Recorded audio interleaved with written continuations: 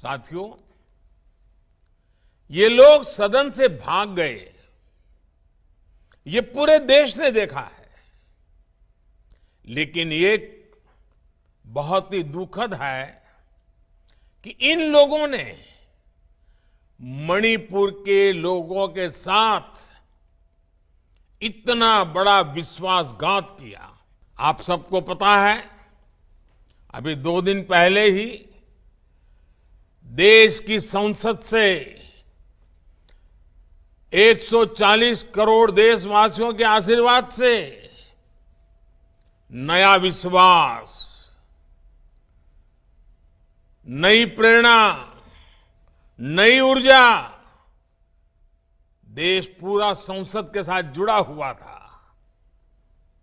आपने देखा है कि हमने संसद में विपक्ष के अविश्वास को भी हराया और देश भर में नेगेटिविटी फैलाने का जो एक सिलसिला चला है, उसका भी करारा जवाब दिया।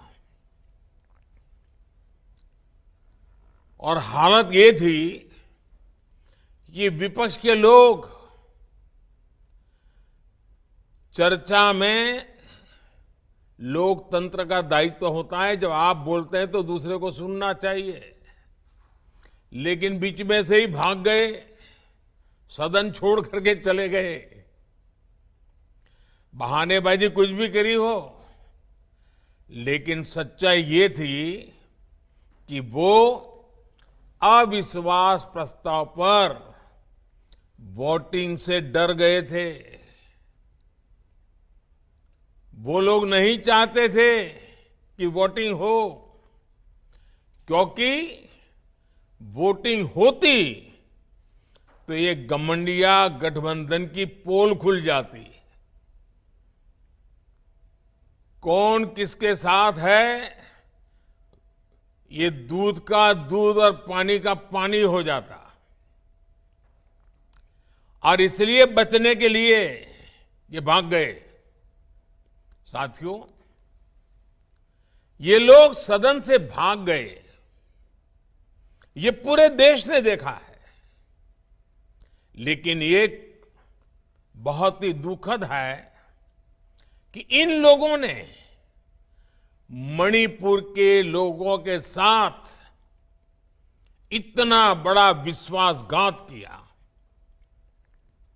सत्र प्रारंभ होने से पहले देश के गृह मंत्री, उन्होंने इन राजनीतिक दलों से चिट्ठी लिख करके कहा था कि वो तत्काल मणिपुर की चर्चा करना चाहते हैं और अकेले मणिपुर पर विशद चर्चा होए जरूरी है।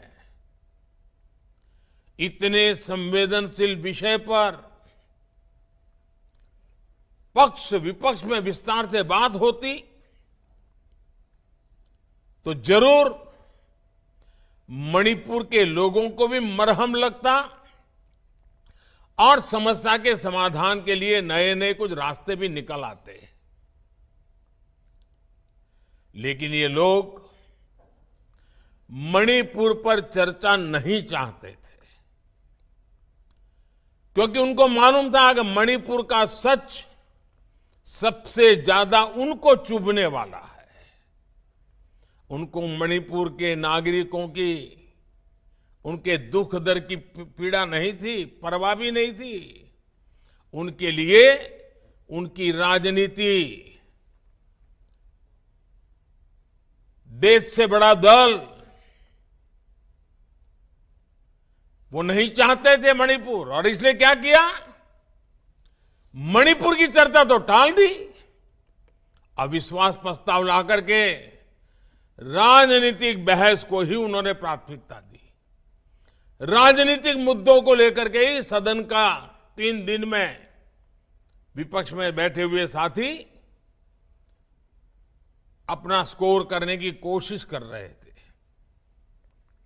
और उन्होंने इतने सारे विषय उठाए, इतने सारे उठाए और तरह तरह के अनर्गल आरोप लगाए, सिर पैर बिने की बातें की। क्यों? क्योंकि मणिपुर का विषय किनारे हो जाए।